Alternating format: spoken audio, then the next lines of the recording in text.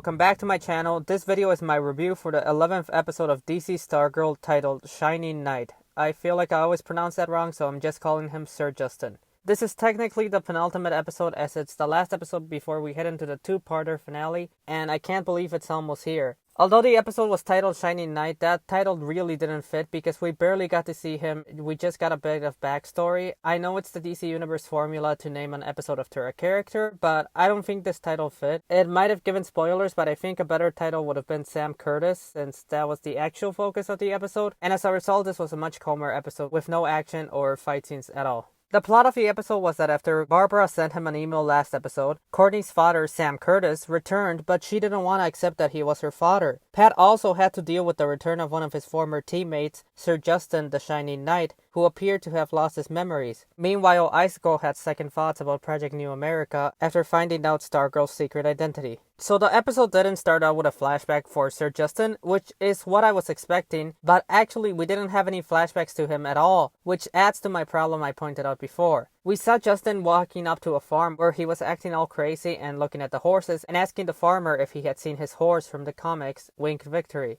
who he was also looking at during the shift episodes. As I expected, the farmer was pretty rude and called him crazy and said to go away. The next part was a pretty weird scene. Like 2 episodes ago, we saw Justin having a vision of the staff when he looked at a broom, and now he remembered that, but when he looked at the US flag, he imagined Pat as Stripesy, and that scene was so weird. First of all, Pat looked ridiculous in that outfit, but it also looked like Pat was in heaven and guiding Justin towards him. Since Justin was distracted, he was almost hit by a bus that was going by, and I was surprised by how much they focused on the bus. I thought that the elderly people in there might be Jordan's parents, but then we saw Sam Curtis getting off the bus. So Courtney's father has returned, and we got to see the town again where everyone acts strangely nice and happy. Now back to Courtney. She was catching up Barbara and Pat on what happened with Henry down in the tunnels. Barbara couldn't believe Henry was dead, and Pat decided that they had to leave Blue Valley immediately. And I was surprised he even told Barbara to take Mike with her. I love seeing all 3 of them working together now. Now we just need Mike to find out so that the whole family can be involved. Speaking of Mike, he came down to tell them that there was a man looking for Courtney, and I like that even though it's a small detail, they keep bringing up that he's delivering newspapers. When Barbara went upstairs, she saw that it was Sam Curtis that was there to see them, and then Pat came to meet him. But once Courtney saw him, she didn't believe that he was her dad, not even when he showed him his own locket. She ran upstairs, and I love how Pat was the one that went after her after getting approval from Barbara. The next scene was also great as Courtney started to realize what her actions as Stargirl have caused,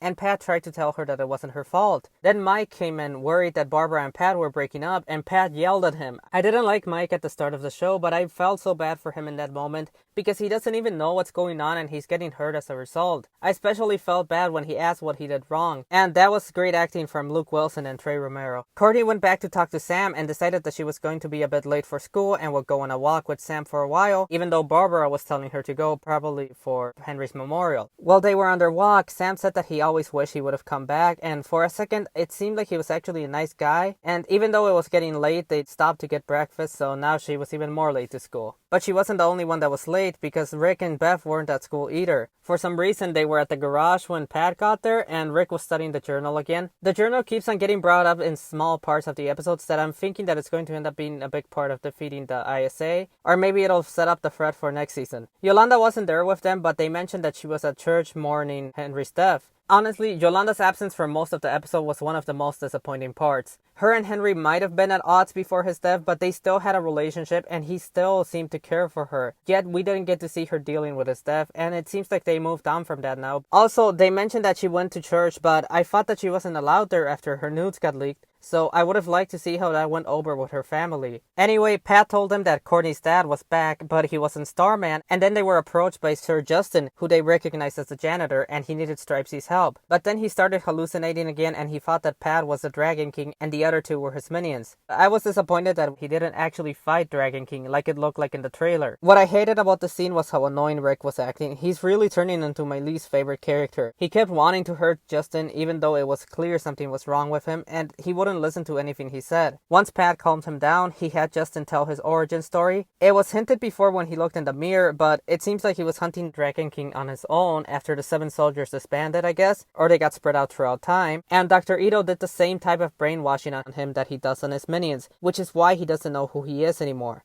That was a sad backstory for him, but it also made me think that maybe Bobby is in the same situation. But Justin also told his origin of when he was a common person who was given King Arthur's sword, and when he passed it on to him, Arthur said that anyone can be a hero. That was really the theme of the whole episode, or really the series as a whole. It was interesting that just like the kids, Justin was giving something from a previous hero, and he took over their mantle. Rick still wouldn't believe any of this, but I guess he had a point, because Justin sort of reminds me of Don Quixote with how crazy he seems, and those unbelievable stories he keeps telling. Back to Courtney and Sam, they ate breakfast at the one restaurant the town seems to have, and as they walked home, Sam said that he wanted to be more involved in her life. And for the next scene, they apparently took this straight out of the comics. As they sat down on the steps, Sam mentioned that the lockets were really valuable, and the moment he said that, I realized what he was there for, and then it was obvious when he asked Courtney for hers and said that he would sell it so he could buy his own place near them. I think Courtney also realized what was going on, and that's why she gave him the locket. She had kept it all this time because she tried to hold on to the image of her dad that she had built, where he was a good man, which is why she hoped that he was Starman, because that meant that he didn't just walk out on her.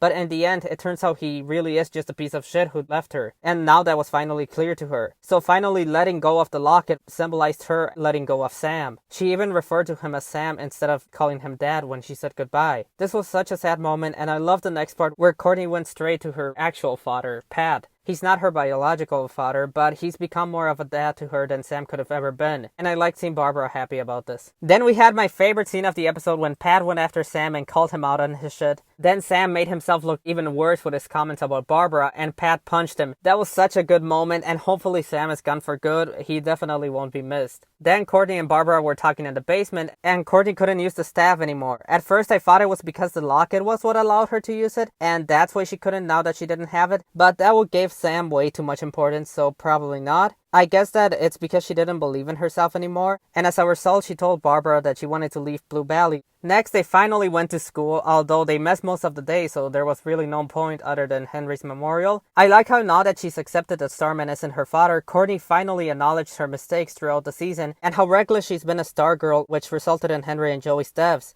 This whole time she didn't have a problem with that because she thought that she was following her dad's legacy and avenging his death, so that blinded her. This was a much needed moment and it was good development for her. But as a result, she felt that she couldn't be Stargirl anymore. But also, now that I think of it, Courtney was the one that thought that she could only use the staff if Starman was her father. They never said it was tied to her DNA. In fact, they never explained anything about the staff. The only thing that we know is tied to someone's DNA is the hourglass. Next, we finally had the assembly for Henry where they had Dr. King speak, and during the speech, he talked to Courtney in her mind and blamed her for Henry's death, confirming that he has his memories back and that he knows that she's Stargirl. As a result, Courtney was scared and ran home to get the staff, but it still wouldn't work for her. She warned Pat, and there was an emotional moment between them where he tried to get her to believe in herself again, but it still wouldn't work. And then there was another great moment between Barbara, Pat, and Courtney, and after that, Courtney was finally able to get the staff to work, truly becoming Stargirl, because this time she's doing it to save the people she cares about and stop Project New America, not to try to hold on to the image of her dad that she had. This scene was pretty good and was a callback to the pilot, but I feel like it went on for too long. But it looks like she might be stronger now since the staff was shining brighter. Also, Sir Justin once again creeped in from the shadows and said that our queen has risen. So yes, Sir Justin is a Courtney stan, and he's completely right. Now, the other smaller story throughout the episode was with Brainwave and Icicle. Icicle went to see Brainwave in the ISA headquarters where we learned that Brainwave had his memories back and he was ready to enact Project New America. Icicle apologized for Henry's death, but Brainwave didn't feel bad at all because it had to be done for their mission. So it seems that this confirms that Henry is dead, because not only did Brainwave state that he killed him, but he also said that he felt stronger now because he had absorbed Henry's powers, and now Project New America can cover a larger part of the country. But Brainwave also told Icicle that Stargirl is Courtney Whitmore, which surprised Icicle and actually made him doubt his plans because Cameron cares for Courtney and he has his own feelings for Barbara, which Brainwave found pathetic since he was willing to kill his own family, but Icicle was worried about some woman he liked. Icicle went to check Barbara's computer, I guess to see if she was involved in Courtney and Pat's mission. I was worried last episode that it was a bad idea for Barbara to research Starman and her computer, and I was right because Icicle saw the picture of him and that convinced him that she's involved and knows that he killed Starman, so she'll never love him. I think this might have hurt him more because if I remember right, Brainwave thinks that Courtney is Starman's daughter, So as far as Icicle knows, Barbara and Starman were together, which is why he thinks she will hate him. As a result, Icicle finally went back to the more ruthless version of himself we were first introduced to, as he finally let go of his feelings and went to tell Brainwave that they were going to go after Courtney's family, and they were going to kill all of them, including Mike, because they can't have any more legacies. This made me wonder if he thinks that Mike is Starman's son, but also I feel bad for Mike again, and I'm starting to think he might die even though he's not even involved in any of this. Overall, I thought this was a great episode. At first I thought it was a bit weaker because it seemed pretty slow, but looking back, it did a lot to develop the characters and had so many great character moments. It didn't have any action, but that wasn't a negative. In fact, it allowed the characters to grow more. I just wish we could have seen Yolanda grieve Henry and that we could have seen more of Sir Justin since the episode was named after him. I think I would give this episode a 9 out of 10, and it really showed the theme of the whole show, which is that anyone can be a hero. Like Yolanda, Courtney, and Bev, who are not legacies, they are picking up these mantles by themselves, and Sir Justin did the same thing. Pat is just a normal person who has helped so many heroes and built his own robot. And even Henry Jr. fits that theme because he made mistakes, but he ended up dying a hero. Well, that's it for this video. If you enjoyed this video, please leave a like and subscribe for similar content. I do videos on this show along with the 100. Leave your thoughts in the comments and have a good day. Thanks for watching. Goodbye.